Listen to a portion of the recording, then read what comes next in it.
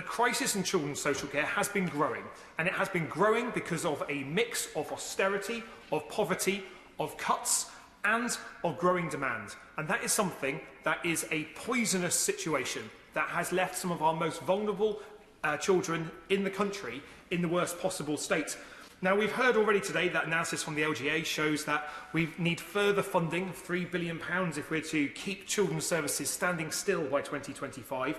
We know that there are more looked after children being cared for than ever before, and we know that number is only going to increase. There's one issue that I want to raise that hasn't been spoken about in this debate so far, and I want to choose my words really carefully about this, and that's around exceptionalism in our children's social care system.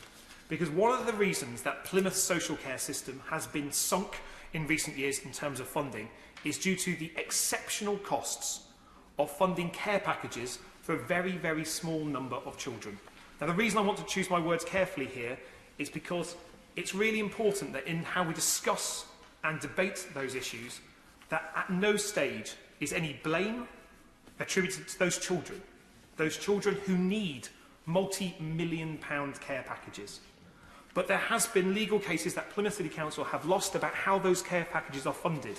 I know the Minister will be aware of this, and I'll be grateful if he could agree to meet with Plymouth City Council to discuss how an aggregate and a huge number of those exceptional cases are basically sinking our budget. Because it's exactly right that those children with the most complex, the most urgent care, get the care they need. Especially when in a region like the South West, many of those complex care facilities are not on our doorstep.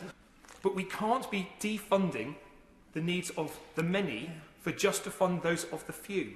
I fear that in a funding situation where there is less but more demand, that difficult choices will be needing to be made.